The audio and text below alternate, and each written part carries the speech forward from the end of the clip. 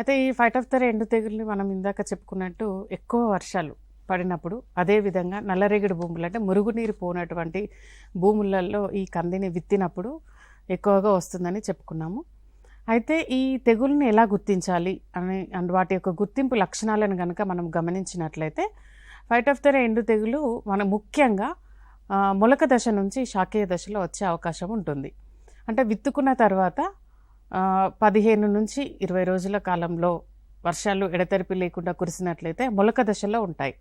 So ఆ మొలక దశలో కనుక ఎక్కువ వర్షాలు పడినప్పుడు ఈ ఫైట్ ఆఫ్ ద ఎండు తెగులు ఆశించి మొక్కలన్నీ కూడా, అంటే మొలక దశలో చాలా చిన్నగా ఉంటాయి మరియు అది సున్నితమైన దశ.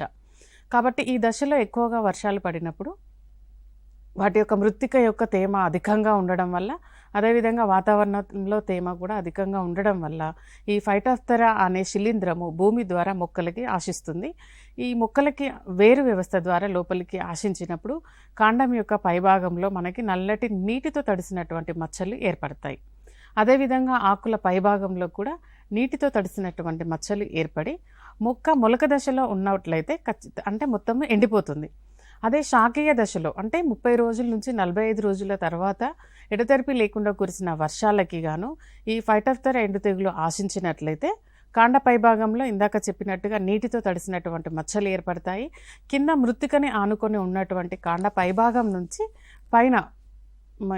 పైన ఆకులు వేసే వరకు, అంటే వాటి యొక్క కాండ భాగాలకి మొక్కల యొక్క పిటియోల్స్ అంటాం, ఆ పిటియోల్స్ పైన కూడా నీటితో తడిసినటువంటి మచ్చలు లేదా నల్లటి మచ్చలు ఏర్పడడం అనేది గమనించవచ్చు.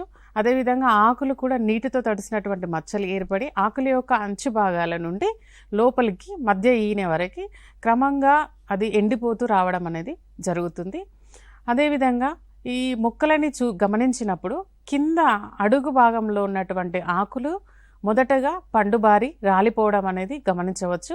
క్రమేణా కింది నుంచి పైన వరకు, అంటే ఈ ఫైట్ ఆఫ్ ద ఎండు తెగులు ఏమంటే మనకి ఏవైతే పోషకాలు మనకి మృత్తిక నుంచి మొక్కలు తీసుకుంటాయో ఆ పోషకాల సరఫరా నాళాలతో పాటు కణజాలాలతో పాటు ఈ శిలీంధ్రం కూడా మొక్క పైకి వెళ్తుంది. కాబట్టి కింద భాగాలు అంటే అడుగు భాగంలో ఉన్నటువంటి మొదటగా వచ్చినటువంటి ఆకులు మొదటగా పండుబారిపోయి రాలిపోవడము, తర్వాత అంటే లేటుగా వచ్చినటువంటి ఆకులు అంటే చిగురాకులు తర్వాతగా క్రమక్రమంగా ఇవి రాలిపోతూ ఉంటాయి. ఇది గమనించవలసిన లక్షణాలు. అయితే ఇటువంటి లక్షణాలు ఏవైతే కనిపిస్తే వాటిని మనము ఫైట్ ఆఫ్ ద ఎండు తెగులుగా నిర్ధారించుకోవచ్చు. ఇంకా 60 రోజుల తర్వాత కూడా ఒకవేళ ఎడతెరిపి లేకుండా వర్షాలు కురిసినట్లయితే ఈ ఫైట్ ఆఫ్ ద ఎండు తెగులు ఆశించే అవకాశం ఉంటుంది. అయితే అప్పుడు గుర్తించవలసిన లక్షణాలు ఏమిటి అంటే, కాండ పైభాగంలో గరుకుగా ఉన్నటువంటి ఉబ్బెత్తుగా ఉన్నటువంటి గరుకుగా అంటే మనం పట్టుకొని చూస్తే గరుకుగా ఉంటాయి. గోధుమ రంగులో ఉన్నటువంటి మచ్చలు ఏర్పడతాయి. అక్కడక్కడ మనకి ఉబ్బినటువంటి కాండ భాగాలను కూడా మనము గమనించవచ్చు.